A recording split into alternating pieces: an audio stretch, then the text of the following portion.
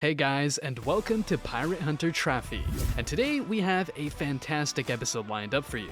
So after a year since the Entertainment District arc, Demon Slayer is coming back. The Swordsmith Village arc will be covered in Season 3, which will see the return of Tanjiro, Nezuko, and their companions. Since first taking up his sword, Tanjiro has become into a strong demon hunter. When can we see the eagerly awaited Swordsmith arc, and what's next for our favorite demon hunter? We're disclosing every detail regarding Demon Slayer, the Sword Village arc in Kimetsu no Yaiba. So stay tuned so as not to miss a detail. In Season 2, we saw Tanjiro and our gang travel to the Red Light District with Tengen Uzui, the Sound Hashira, to save Tanjiro's wives and battle Gyutaro and Daki, two upper demon moons. The standard has been lifted and set high for this new season because the previous one was quite intense and had some truly stunning scenes. Our protagonists will first slow down while recovering from their wounds sustained in the previous arc. Tanjiro planned to train during this time and learn some new, fascinating things about the realm of the Demon Slayer. Yet, at the same time, you'll also be meeting two people for the first time in person. The Love Hashira, Mitsuri Kanroji, and the Mist Hashira, Muichiro Tokito.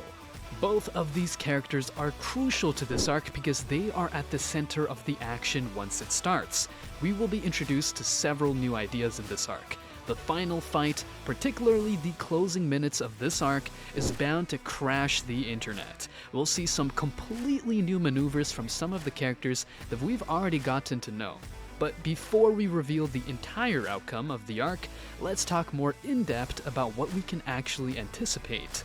The Swordsmith Village Arc World Tour, in which Aniplex is broadcasting a review of the plot up to this point together with the final 2 episodes of Season 2 and a brand new hour-long premiere for the first episode of Season 3, has given some people their first taste of Demon Slayer Season 3 right now. That's saying something when you consider how great the last fight in Season 2 was. Watching the Uzui fight in theaters is just wonderful, and the music and images just left us speechless, even more than they did when it first came out. The new content for the Season 3 arc begins with the Upper Moon's gathering being hosted in Muzan's Infinite Castle. It was well worth the experience to see the remaining Upper Moons because they were all made to appear dangerous while being shrouded in so much mystery up to this point. As the opponent for this season and beyond was presented, the camera switched to Tanjiro, who was being heavily fan-serviced by Mitsuri. We then see the rest of the season's cast, like Inosuke and Zenitsu, again, and they end up getting a closer look at Muichiro. What else are the characters capable of in this season, though? It turns out that in Season 3, Tanjiro is at an intriguing point in his plot development. Tanjiro is prepared to discover about fresh mysteries surrounding the ancient Demon Slayer from the past, which he noticed striking a weird resemblance to Tanjiro. He is seeking to learn more about his new Hinokami style. The extremely challenging battle Tanjiro will face this season will put his spirit to the test more than ever. He'll have to use some innovative and unexpected moves that practically defy the Demon Slayer's power system to win. Before it's all said and done, we must all be prepared to stand by our boy because this season is going to be remembered for some incredibly tragic incidents. Tanjiro may need our assistance depending on where they leave us off. He'll be traveling to the Swordsmith Village to get his sword fixed after completely ruining it last season. This should result in some humorous interactions with Pagan Azuka again, who I'm sure the timeline will be thirsting for when that scene occurs. And if we're lucky, he'll also appear when Tanjiro is ready to pick up the sword once more. The Mist Hashira Tokito will finally receive some attention as the primary Hashira that we interact with throughout this season. He also tends to be quite reserved and tranquil, but this season we'll see him open up a little more and demonstrate his abilities when using the Breath of the Mist. It was amazing to witness Uzui's extremely flamboyant style in action last season, but Tokito has an entirely different aura. Just picturing how they would bring all the smoke and chaos of his clashes against the Upper Moon to life should rival that of Uzui and Rengoku's arc-ending fights. Prepare to learn more about Muichiro's family history, which will likely play a significant role in the series' future. Also, in this season, Mitsuri Kanroji will make her way onto our screens, as many have already predicted based on the theatrical premiere. be aware of the fact that this character is employed for a lot of fan service in both the anime and manga because she might be the dark horse of the entire arc, since she will learn about herself this season and embark on a voyage of self-discovery to determine whether or not she genuinely belongs in the Hashira. In the end, Mitsuri will likely receive some of the better animation in the forthcoming season, mainly due to how entertaining her swordplay is and how it bends like a slicing whip.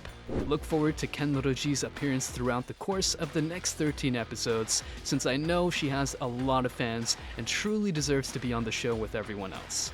Although this arc is mainly about Tanjiro, the other two pillars, Zenitsu and Inosuke, will be less prominent. As a result, except for the beginning and very end of the season, expect them to take a backseat. However, the final arc, which comes after this one, will see them back in full force.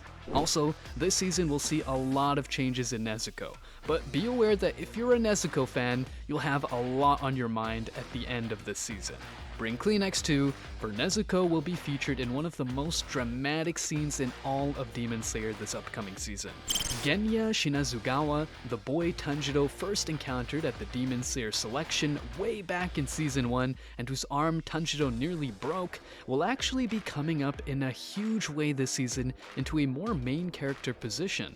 Tanjiro has noted Genya's development spurt ever since he last saw him, even though we've only seen him sporadically throughout the series since then, usually in the background. Yet this season, we'll uncover the truth about this Demon Slayer who exudes a palpable sense of mystique. Of course, Genya is connected to one of her beloved Hashira. It will be fascinating to examine the complex dynamics between Genya and his brother, and the relationship between Genya and Tanjiro, especially in light of all that it establishes for the final arc. When it comes to the dangers this season, we are just now getting to know all of the demon moons and the swordsmith town. As we move up a level from Daki and Gyotaro and experience the chaos that Hantengu and Gyoko have to offer, you can expect Upper Moon 5 and 4 to deliver the misery. Hantengu, in particular, is going to be very difficult to handle because he is Upper Moon 4, reminding us that these rankings aren't just for show, and Gyoko is still quite dangerous despite the huge difference between him and the others. As you observe his bizarre new abilities and changes, get ready for the definition of a blood demon arc to change. Tanjiro and the others will need to use previously untapped powers even to attempt to defeat him, as we have explained. These Kizuki will really give the animators a lot to work with in terms of visual effects, and all in all, that's something that I'm really excited to see Demon Slayer continue to improve on in this season. Lastly, how many episodes will this season have before we get into spoiler territory? The Swordsmith Village arc, which has a 13-episode runtime, will premiere on April 9th in Japan, kicking off the spring anime season. But now, let's dive into the specifics we could not cover earlier.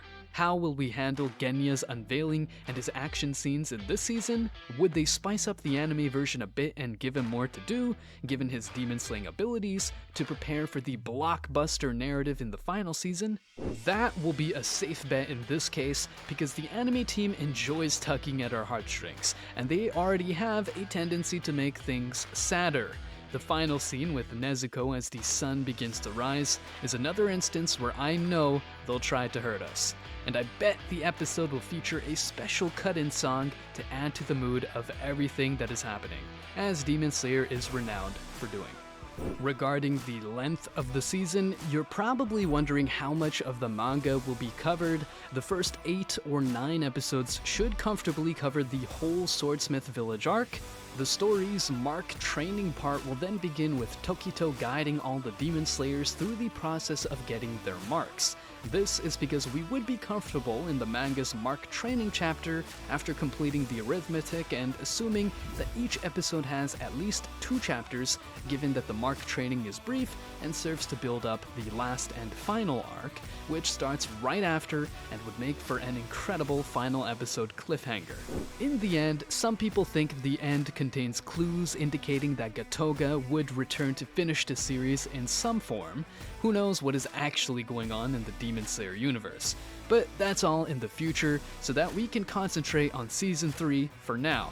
Well, that's it for today. Please share your excitement for Demon Slayer Season 3 in the comments area below, and remember to subscribe so that you are always in the loop.